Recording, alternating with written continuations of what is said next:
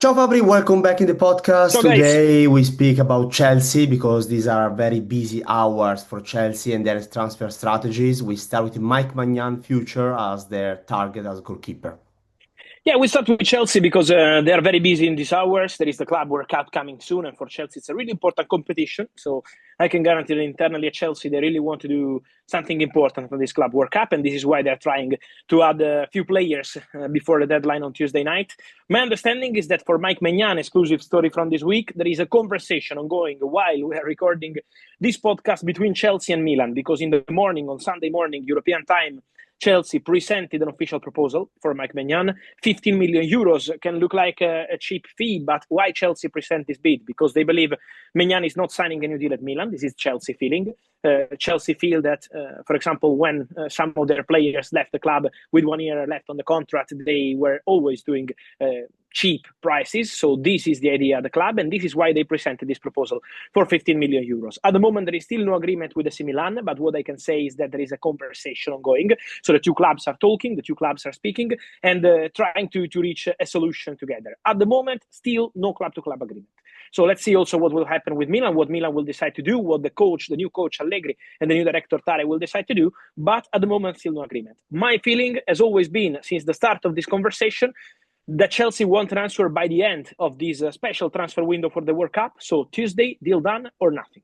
This is the message from the club. They feel Maignan wants to join Chelsea, and so let's follow this story till the very end. But contacts ongoing after the official bid. Let's go into the details of this deal because, of course, Chelsea have been planning for Maignan since a long time. So, what's their idea about the signing of Maignan? Why they decide to go for him?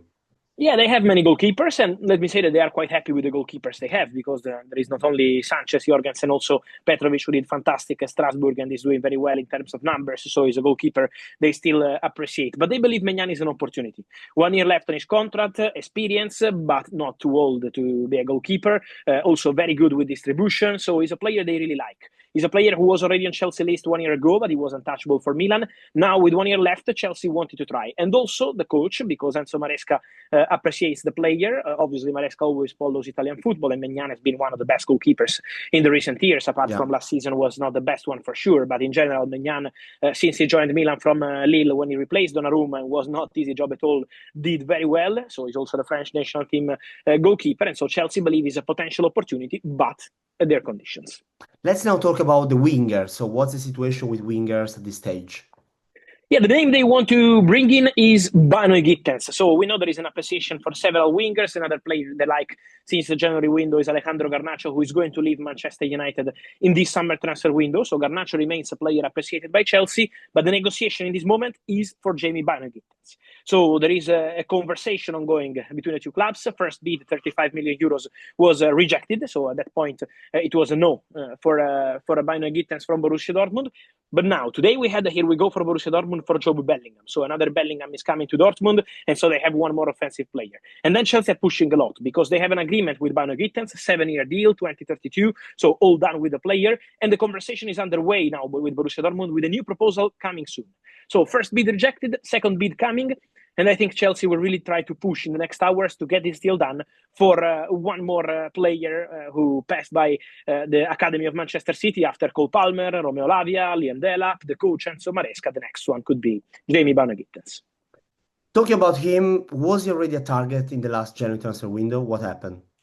Yeah, he was already on the list at Chelsea in the January transfer window, a player who's always been highly rated by the board, but at that point it was impossible to convince Borussia Dortmund, also because they were still fighting for a Champions League. So even the Bundesliga was not the best moment for Dortmund, and so to lose a player like Bynoe-Gittens in January was really complicated. What I can reveal today, here on Man in Blazers, is that Chelsea really tried to make the proposal in January. So Chelsea had a verbal bid rejected by Borussia Dortmund. They already wanted a player. Dortmund were very clear, no chance to sell in January. At that point, there was also interest from more clubs, but now it's very clear that the player only wants to go to Chelsea, has an agreement with Chelsea. You already mentioned Liam Delap, so you already joined Chelsea as new striker. Can we expect something new, something different from Chelsea as well in the coming weeks in that position? Yeah, let's see what happens also with the more strikers because, for example, Chelsea over the week had more contacts for Hugo Ekitike, who did fantastic this season, former PSG player at Eintracht Frankfurt. And my understanding is that this deal is not advancing. I know there are many reports on KTK, but at the moment, as of today, Sunday, the deal is not advanced, it's not underway. There was, from what I understand, just a call from Chelsea asking Eintracht, okay, we like the player, we appreciate him, but how much is the price tag? And the answer from Eintracht was 100 million euros. And Chelsea are not going to pay that money. So Ekitike remains a player appreciated, a player in the list, but Chelsea are not paying 100 million euros at the moment. Then what happens later in the window, I don't know. But at the moment, this deal is in standby, is not closed. And my understanding is for Club World Cup, impossible in terms of timing, because at the moment they are not even advancing in any negotiation. And remember to watch also the situation for a centre back, because Chelsea wanted Dean Huijsen. So I think also new centre back could be a possibility for Chelsea this summer. Talking about KTK, you mentioned the situation of Chelsea. Are there also other clubs involved in the race for him? Yeah, there are many clubs appreciating the player. For example, I can mention Liverpool. It's true that Liverpool like the player. Liverpool had some contact to understand the situation. At the moment, the focus for Liverpool is Florian Wirtz, coming soon, Milos Kerkez, coming soon. So this is the main focus. They are not advancing for Ekitike. But Liverpool made some call over the recent weeks to understand the situation of the player, to understand the cost. And so he's a player they like. Then let's see if Liverpool will decide to go strong on this one or maybe another one. It also depends on the outgoings. So they already plan to spend big money. So let's see what happens in terms of outgoings. But in general, Liverpool appreciate the player. What is going to happen with Nkunku? Yeah, for Christopher Nkunku, I think I can say in a very clear way that his chapter at Chelsea is over. So my understanding is that Chelsea consider Nkunku at the moment was one of the players they can sell. They can make some profit.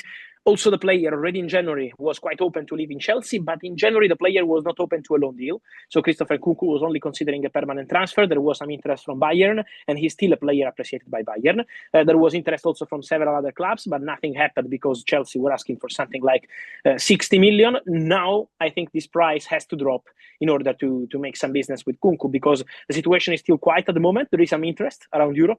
I saw some stories about potential swap deals with Barcelona. I'm not aware of that, also because Barca are not planning to swap any player in this moment for this kind of deal. So that situation is quiet. But more in general, I think Nkunku is going to be one of the names we will mention in the next weeks, because I expect him to leave Chelsea. Our last episode was on Franco Mastantuono, a lot was on him and Real Madrid, and all the latest. So go check it out also to all the latest on his future. Was Chelsea ever in the race to sign him? Look, not in the race in sense of negotiating, but Chelsea were scouting the player already more than 1 year ago. Chelsea were following the progress of Franco Mastantuono in South America. Then what happened? That first of all, they believe this could be a similar profile to Cole Palmer, and obviously they want to protect Cole Palmer. And also they invested important money on different players like William Estevao. Chelsea love this boy. Obviously, it's not the same type of player. Estevao is a winger. Mastantuono is more kind of playmaker, number 10. But from what I understand, Chelsea didn't want to spend too much for similar kind of position players. So this is why they're super happy with Estevao. Chelsea believed that Estevao was an excellent move. They were scouting Mastantuono, but it was never something really concrete. The real battle was between Real Madrid and Paris Saint-Germain, and the battle was won by Real Madrid once again. In terms of midfielders, do you expect Andrey Santos to stay at the club? Yeah, there is a lot of interest in Andrey Santos because the player is appreciated by several clubs. I remember already 1 year ago, a French and Portuguese club were prepared to pay important money. For example, Porto, nothing happened. Now there are clubs from all over Europe after his fantastic season in Ligue 1 and Strasbourg to try and make the deal happen for Andrey Santos. But my understanding is that Chelsea wants the player to stay, and the player wants to stay. That's always been the plan. So they signed Dario Esugo from Sporting, but this is a different kind of player. While Andrey Santos, they believe he's a player that can be really important for present and also future. So he's going to be at the World Cup. He's going to be an important part of this team for Enzo Maresca this summer. Let's see also how it goes. But at the moment, my understanding is very clear. Chelsea and Andrey Santos, on both sides, they plan to continue together. Last one for today is about Moises Caicedo. I know you have an update for us. Yeah, one of the best players for Chelsea this season. Cole Palmer said our best player of the season. So if Cole Palmer says so, we trust him. And this is why Chelsea, despite already getting an important salary and spending a record transfer fee for Caicedo from Brighton when they signed him, my understanding is that Chelsea internally are preparing a new contract proposal to be discussed not in a rush because the contract is still very long, but to be discussed in next months with Moises Caicedo because they love the player. They have a feeling that many top clubs around Europe are really appreciating him. It's difficult to find a player like Caicedo. He reminds like of Kanté, so it's difficult really to find a player like him. This is why many clubs are closely monitoring his progress, but for Chelsea, he's absolutely crucial part of the project, and a new deal is likely with discussions expected to follow very soon. Thank you, Fabio, for today. We speak soon. I know it feels like August already, but we are just starting in June. So talk to you soon. Thank Ciao. you. Ciao, guys.